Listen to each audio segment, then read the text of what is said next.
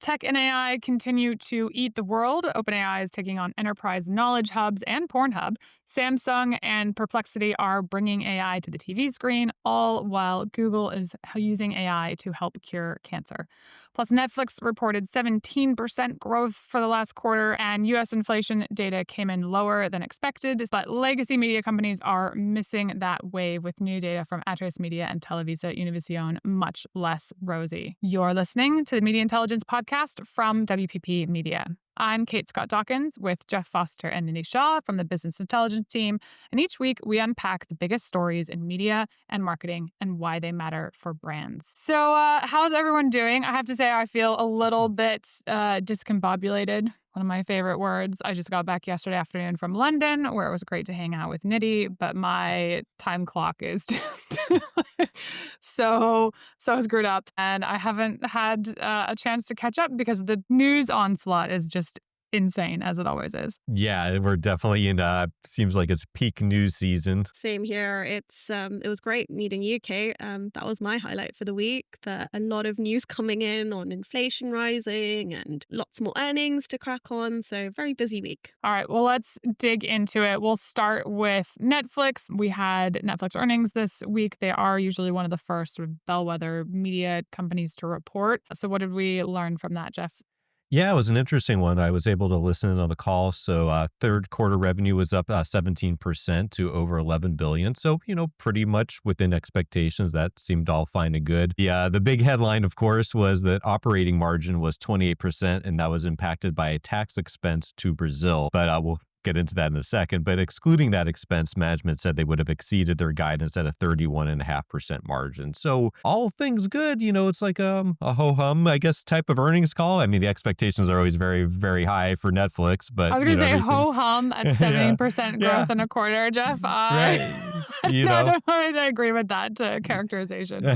Well, for Netflix's standards, I would say they're, it was pretty much in line with what people were thinking, with extremely high standards versus other companies. But the interesting thing was, without getting too nuanced into international tax code and tax laws, was this expense that was called the Contribution for Intervention in the Economic Domain, which is a Brazilian national tax set at 10% on certain payments from Brazilian companies to foreign entities. So it gets in the weeds very quickly. But originally, this tax was meant for payments involving technology transfers like software or patents, but a recent Supreme Court ruling in Brazil expanded to cover other types of service payments, not including technology. And Netflix had previously won a court case saying they didn't have to pay this tax, but the new ruling said they did have to pay this tax. So by most accounts, it seems like it's a one-off type of expense that the company said that they should not have this impact on future results, but that generated a lot of the headlines out of the earnings call. Interesting that it's being positioned as sort of a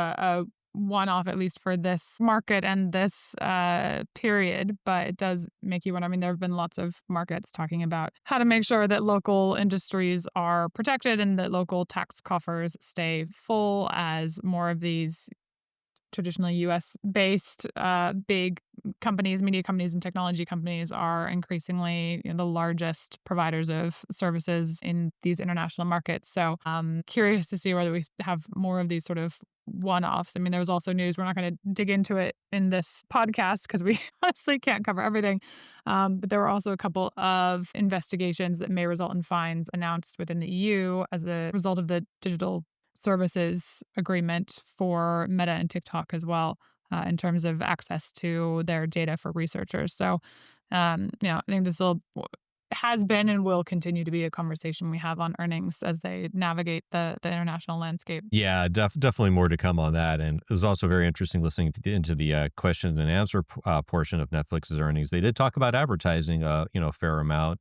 And they did mention that they are on track to more than double their ad revenues in 2025, of course, off a relatively small base, and that they concluded the U.S. upfronts with commitments more than doubling this year as well. So interesting to get that commentary, that extra color that we're always looking for in the advertising portion of their business. Yeah, for sure. I mean, that tracks with what our model is saying anyway for the December forecast, but we'll be looking to update that as well as we get news from additional companies. But Netflix is certainly one of those that we are currently, estimating off of what we can see internally, what we can see from industry systems. And then we'll, eventually once it gets to 10%-ish, probably right, of revenue is when it becomes meaningfully significant and they really have to start advertising Yeah. or have to start reporting on advertising as a separate business segment. So you could always at least estimate that you're well under 10% if they're not breaking it out. Exactly. So, from an analyst point of view, it makes it feel good that we're,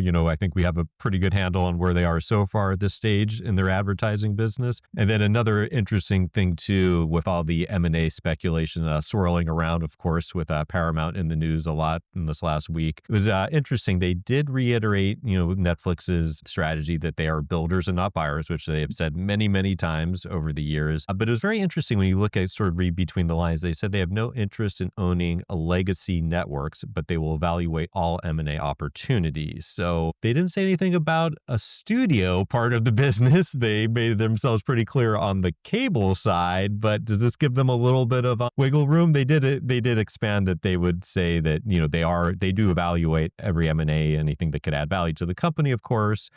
So they did not exactly say no, that they're not interested should they get involved in the Paramount studio side of the of that equation. Yeah. I think it's sort of there's a defensive play. It's interesting because it might go to a competitor that would then make that competitor even bigger. But part of me still wonders, and we did that sort of the flowchart view of the history of all the different pieces of time and Warner and Discovery over the last 100 years, whether this is just a level of complexity and cultural integration that Netflix may not want to try and bite off, right? Like this is a series of acquisitions that have not gone, tremendously well over the years, whether it was Time and Warner, AT&T, AOL, whatever, right? That's sort of been absorbed and then broken off again.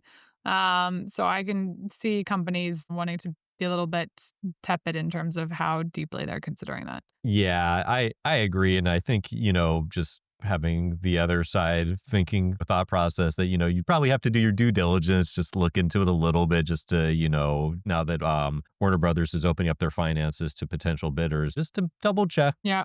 Well, worth using that information even if you never had an intention of doing anything Exactly. with it Get a either, right? very good look at the books of a legacy studio. Yeah. Yeah.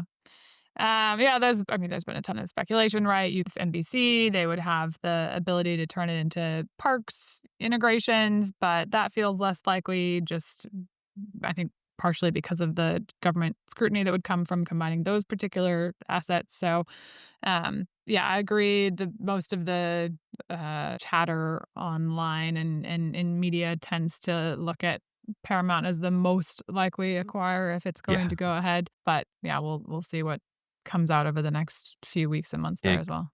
Exactly. And Paramount has made reported 3 offers already within the last few weeks. So it does seem like that's the more likely outcome, but we'll see. And they say something about programmatic too, or the tech side of the business. We also had NBCU talking about their programmatic ability to buy on freewheel across a broader range of their inventory. So interested to see what Netflix had on the tech side too. Yeah. So Netflix said that they are seeing some of their higher rates of growth on programmatic. And to quote them, that's more important because we believe that's going to be an increasing part of their incremental revenue contribution going forward. So clearly a very important part of their business that I would assume they're going to be paying a lot of attention and a lot of investments in. Well, the U.S. is weird, right? Like, upfronts are a thing here. They're not really a thing in most of Right. the other markets. If you're not buying sports, you don't necessarily need to go in with these, big upfront deals. And so for the wider array of markets where they have ad-supported tiers, that would make sense, right? Yeah, absolutely. All right. Well, while Netflix is finding new ways to grow through ads and tech, some legacy broadcasters are struggling to keep pace, especially in the Spanish language market, both in Europe and US, Mexico. Let's start with Atresmedia, Media, Nidhi. Yeah, so the Spanish media group, Atlas Media, which operates in TV mainly, but also audio and digital, reported a decline in their audiovisual net advertising revenue of about 7.2% in the third quarter. This decline was greater than total net revenue decline and faster than previous quarters. So it not only shows how the lack of sports in certain quarters is impacting revenue growth for many of these European players, but also that linear TV decline is still continuing and streaming is not fully offsetting this decline. So, all signs pointing to this trend holding through to the end of the year, particularly for linear TV in Spain, which is expected to decline by 2% according to our this year, next year forecast. So with streaming growth not fully offsetting linear TV growth, it's kind of the not surprising result here. Funny, actually, I mean, speaking of Spanish TV and Netflix, so I was just traveling. I downloaded a bunch of shows on a few different platforms for my travels, but I did download some stuff on Netflix, two of which happened to be Spanish programs. So Valeria, which I recommend, and a medical show called Breathless. But I feel like I started, by the end of the trip, I was like, vale, vale, instead of okay in my head, like become... So I've watched so much Spanish TV in a short period of time that I was starting to think a little bit in Spanish, which, it's an added benefit of streaming TV, streaming content. And that's what the results show, like content and distribution revenue actually increased. So there's definitely appetite for content within the space. It's just that where linear TV is not seeing that advertising revenue grow, and there's not enough being generated by streaming to offset that. Yeah, the distribution is really the key going forward. All right, and how about Televisa Univision? Yeah, so they reported yesterday, and for the third quarter, total revenue was 1.3 billion, which was down 3%. And then when looking on the advertising side, U.S. advertising was down 11% to 428 million. Mexico advertising up 3% to 327 million. Of course, when you exclude political in the U.S., it was down 8%. And they did highlight DTC was growing fast, which is helping to offset some of the softness in linear. It's seeing that trend both in the U.S. and in Mexico. So that was, I guess kind of what we were, seeing in our forecast. So I don't know if anything was too surprising from that standpoint. Yeah, VIX has been a real high Yeah. point for them over the last couple of years, their streaming platform. But, again, tough to offset linear declines when that's been such the majority of your business. Exactly. And they didn't get into too much detail in their commentary, but they did mention that VIX is performing well and offsetting some of the softness. So definitely, something that they're highlighting repeatedly, which we would expect on these type of calls and these type of comments. Yeah, we talked a little bit about political last week, but did they say anything interesting about political looking forward? Yeah, it was really interesting. They did talk about political a fair amount. So the CEO said, to quote, "It's a tremendous opportunity. One of the opportunities that they missed at the end of last year in the last election cycle. They really weren't engaged directly with the various campaigns around the company. So they think they have a lot of tailwinds in their favor. So I would assume, reading into that, they're going to be pretty aggressive for the midterm cycle this time around in 2026, and of course, looking at the next presidential election." I think they've seen probably what we've seen in the data. There's a lot of political dollars out there, and they probably have a pretty good audience to capture some of those dollars. Yeah, no, I mean, so that's definitely one set. When we think about brands, obviously, I guess considering how much of that inventory is going to go to political is Hmm. a consideration, and we've been looking in the U.S. with our investment team here about what brands and advertisers should be thinking about early for the political process, which markets are going to have the most contested races, where there's going to be a bunch of crowd out. So I think that's going to be a big focus as we head into 2026. But then also for these linear stations and brands, I mean, we're continuing to tell people that while audiences are still watching some linear TV, it's maybe not the best thing to pull out entirely. And it also is such an important piece of how consumers do eventually make decisions. So there's been new research out from WPP Media and the Oxford Said Business School this week looking at how humans decide and even how that differs by category. Really, really fascinating. I encourage everyone to go have a look at the white paper. We'll see what we can make available in the show notes as well. But the work that some channels like TV, and that could be linear, streaming, whatever, in doing the heavy lifting of that long-term work of priming a consumer for a positive association with that brand is so important across every single category they looked at, right? It's not just for autos and coffee, but everything from beauty to insurance and financial services and everything else. So making sure that priming work is being done so that when consumers get down to a decision point, a point of sale, where they're really, the research shows, only probably considering 2 to 3 different companies, it's a good look at how that interplays. And again, the places where TV in any form is still very important. But again, different by category, right? So super important for CPG and less so for others. So we're going to build that into some of the this year, next year research and work and write-ups in December as well, which is really exciting that that's come out just ahead as our writing process is starting. Any other takeaways you guys had from watching that? Because we had an internal sort of readout and digest of the research this week. I think I was particularly amazed for the luxury sector and the receptiveness to this kind of advertising environment, especially as consumers think about the reassurance of these purchases, which I thought was quite fascinating, and how high that ranked. Yeah, a big piece of it was that receptivity score, right? Like, are consumers of different categories more or less receptive? How much is receptivity driven by age or gender versus everything else about a consumer? Turns out gender plays a very, very small part, and age also not huge. So yeah. Jeff, anything from you? Yeah, I think it was really interesting. Just, it's easy to get caught up in the performance side now with everything, but just kind of seeing the data on just on priming and how it's important getting the messaging out there, especially maybe on some categories where you don't purchase as frequently, such as auto, for example, or some of those type of categories. Just the importance of keeping your brand out there, the message, whatever the positive sentiments around that brand. I thought that was interesting to actually see that quantified, because it definitely feels like it, but it was hard to ever find some data to back that up. So I think that was really exciting to see that. It's a great point. Yeah. All right. Well, traditional broadcasters are facing headwinds. The luxury sector, we're now getting a few more data points showing steady resilience, recovery, even in a mixed macro environment. Nidhi, what else did we get in terms of data points there this week?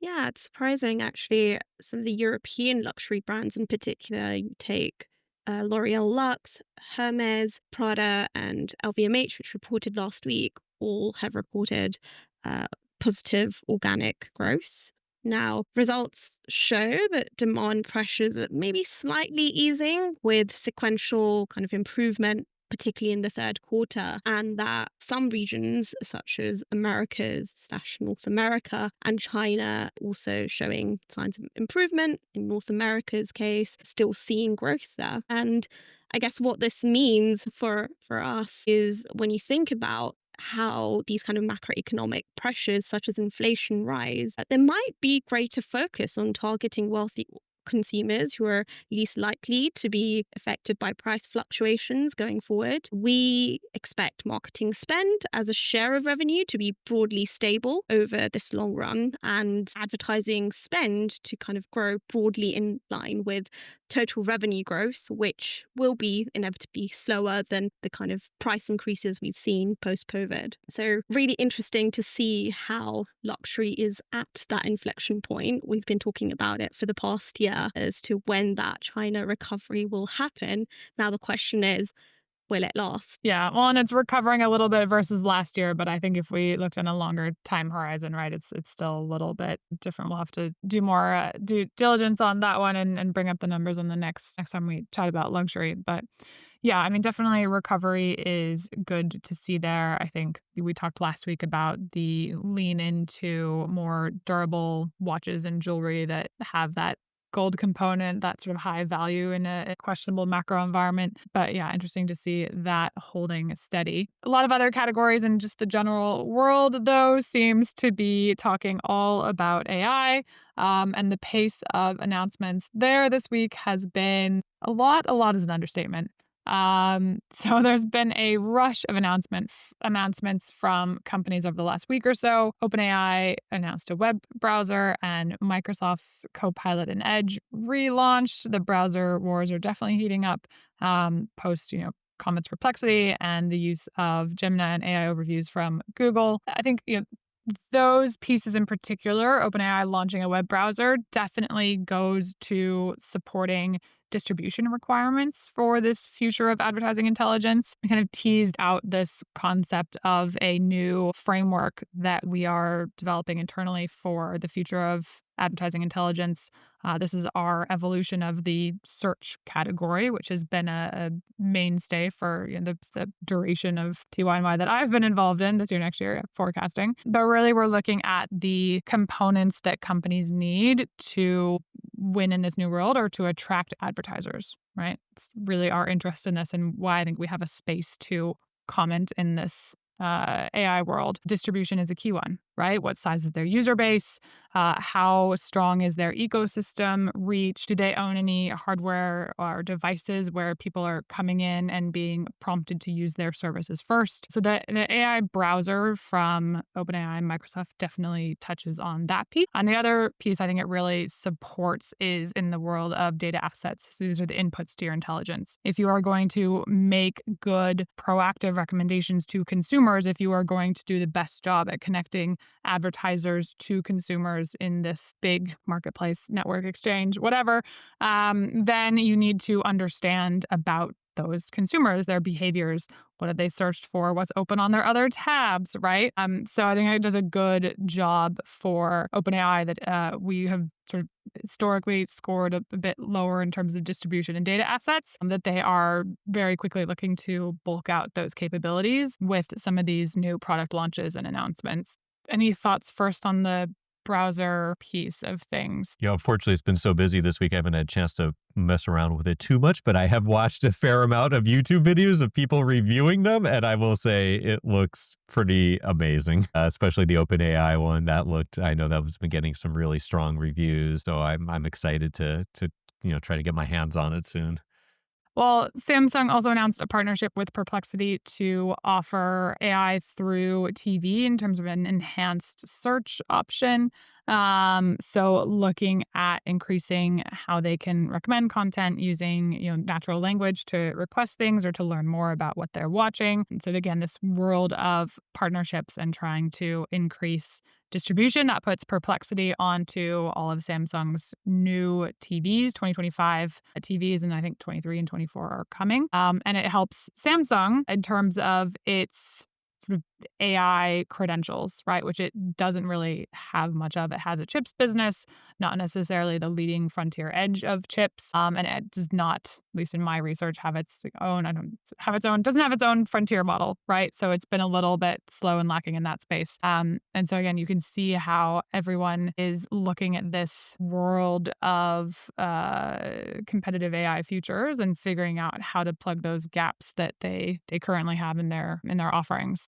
What else? OpenAI announced the purchase of Software Applications Incorporated. This one promises to support deep integrations into Mac for users with AI basically understanding what it can see on screen, the ability to take actions within applications. So that's another one. And then company knowledge in GPT. I mean, this is what I'm saying. The pace, there's like 14 things just from OpenAI in the last week. But this company knowledge piece is for subscribers to ChatGPT's paid business, enterprise, and EDU plans that lets them basically look at the internet, the data and the assets within that company, including things like Slack, GitHub, Gmail, and Google Drive, and then combine it to create outputs for that. I mean, this is something that obviously with those kinds of assets, Google and Gemini have a great capability to do as well. And we don't think we've seen a full announcement from them, but you can see how this space is heating up.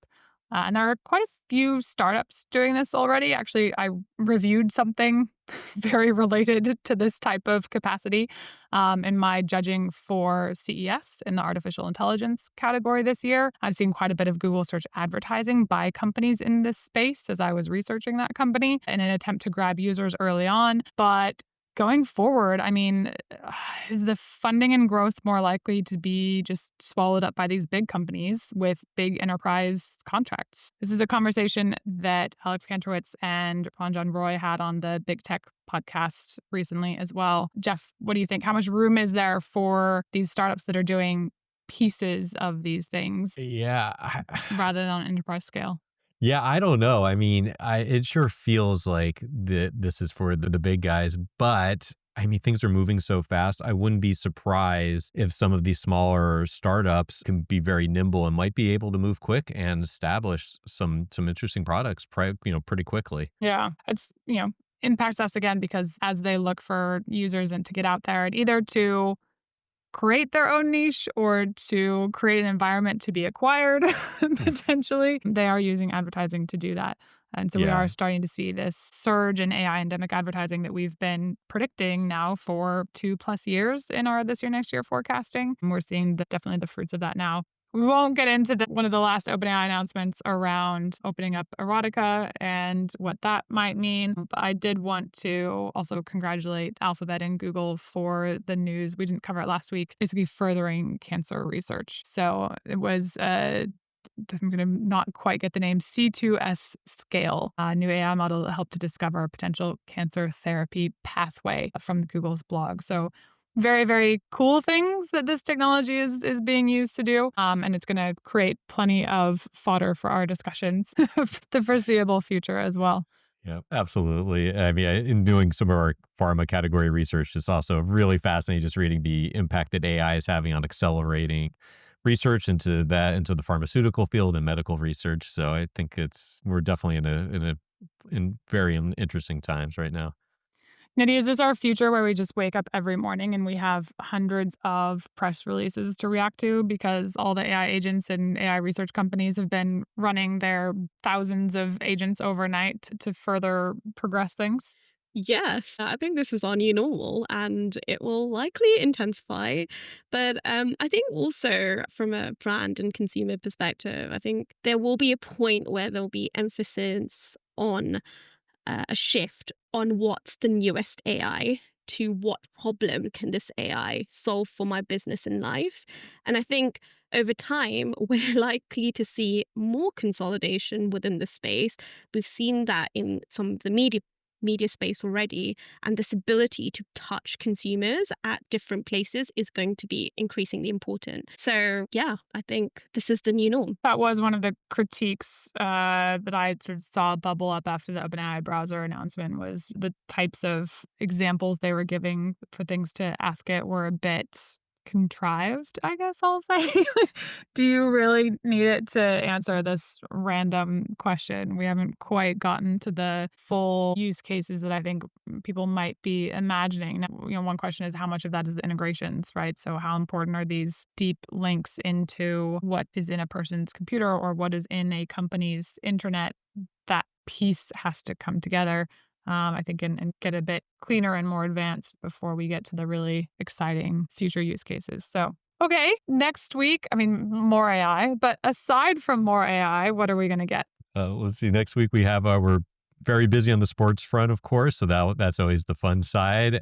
Seeing all the commercials too, especially during the NBA season tip-off. And then we got World Series, which is a real World Series this year with U.S. versus Canada. So that'll be a fun one to watch. And then, of course, we have a slew of earnings next week. Yeah, Nidhi, who are we watching out for next week? We've got all the big players, actually. We've got Apple, TF1, Comcast, Meta, Mercado Libre, CPG companies, MasterCard. I don't know who we don't have.